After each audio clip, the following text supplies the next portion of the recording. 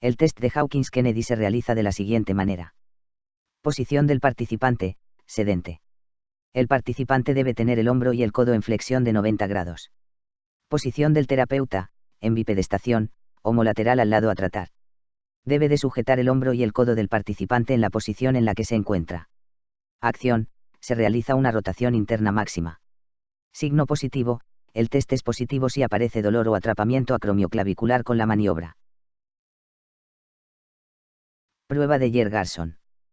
Paciente en sedestación, realizamos presión con una mano sobre la corredera bicipital del paciente. Si aparece dolor cuando presionamos el tendón, tendinitis del tendón largo del bíceps braquial. Test de aprehensión, se utiliza justamente para valorar la estabilidad del hombro. El test se realiza de la siguiente manera. Posición del participante, decúbito supino, con el hombro a 90 grados de abducción y el codo a 90 grados de flexión. La escápula no debe salir de la superficie de apoyo. Posición del terapeuta, en bipedestación, homolateral al lado a evaluar del participante. Con la mano cefálica sujeta el húmero, mientras la mano caudal sujeta el 1/3 distal del antebrazo del participante. El húmero del participante puede apoyarse en el muslo del terapeuta para estabilizar el movimiento.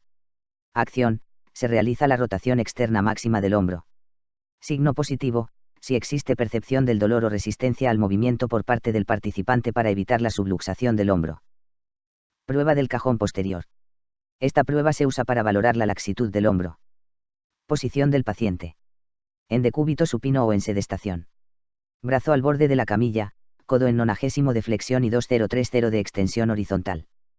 Posición del fisioterapeuta. De pie en el lado a valorar.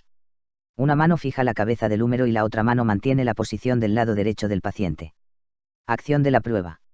El fisioterapeuta realiza una presión sobre la cara anterior de la cabeza humeral. Resultado positivo. Subluxación posterior de la cabeza humeral. Consideraciones especiales. Realizar una presión sobre la parte posterior de la cabeza para recolocar la articulación.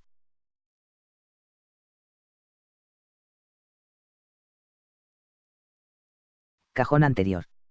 Con el paciente en decúbito supino y el hombro a examinar ligeramente fuera de la camilla de examen y en abducción de 45 grados, el examinador realiza traslación del hombro hacia anterior. Imagínese que va a examinar el hombro derecho del paciente, el examinador coloca la mano derecha del paciente en la axila izquierda del examinador y la sostiene en esta posición aduciendo el húmero.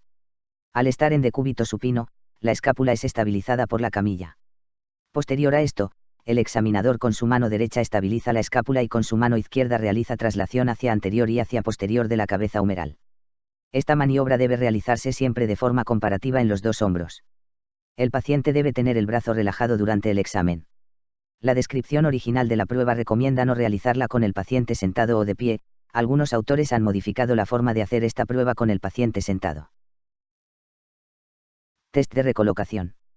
El objetivo del test de recolocación es valorar la estabilidad glenohumeral, es un test de alivio. Se realiza de la siguiente forma. Paciente, en decúbito supino con 90 grados de abducción glenohumeral y 90 grados flexión de codo. Terapeuta, lateral al paciente y hombro a evaluar, realiza una toma en el húmero y la otra en el tercio distal del antebrazo. Realización, el terapeuta realiza una rotación externa del húmero, puede colocar una rodilla como fulcro para la rotación, hasta la aparición de dolor o aprehensión. Luego el terapeuta realiza una presión sobre la cabeza del húmero.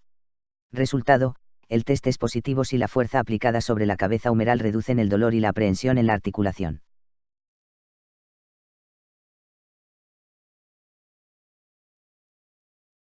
Prueba del rascado de Apley.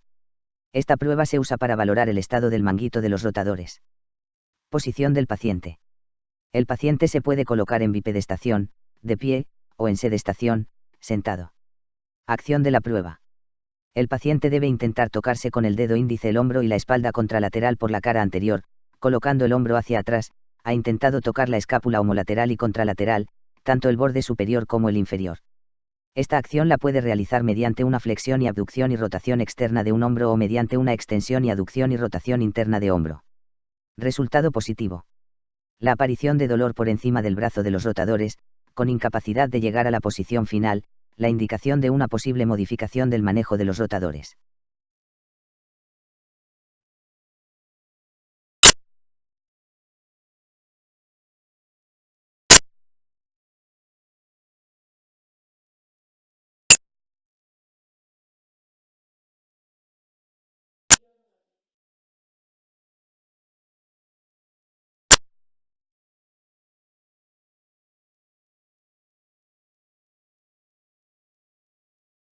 El test de Youcam se realiza de la siguiente forma. Posición del paciente, sentado en la camilla con la mano sobre el hombro contralateral a la lesión, el sano. Posición del terapeuta, debe estar lateral al paciente. Realización de la técnica, se pide al paciente que manteniendo esa posición eleve el codo. También existe una versión en la cual el fisioterapeuta aplica resistencia hacia caudal en el codo del paciente para evitar la elevación del mismo. Signo positivo, el test es positivo si aparece dolor al movimiento, indicando que existe un compromiso del espacio subacromial. El test de NIR se utiliza para evaluar el impacto de la existencia del síndrome de impingement del hombro, o pinzamiento del hombro que en un principio generan tendinitis, pero que con el tiempo puede llegar a calcificar los tejidos debido a la inflamación constante. Se realiza de la siguiente manera. Posición del participante, sedente o en bipedestación. Lo más cómodo es que el participante se encuentre sentado al borde de la camilla. Posición del terapeuta, en bipedestación, homolateral al lado a evaluar. Con una mano debe estabilizar la escápula del hombro a evaluar, mientras la otra mano se coloca detrás del codo del participante.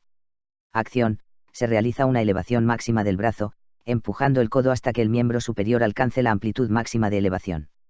No olvidar en ningún momento estabilizar la escápula. El movimiento debe ser lo más puro posible. Signo positivo, se puede determinar la existencia de un impingement de hombro cuando aparece dolor al realizar la maniobra.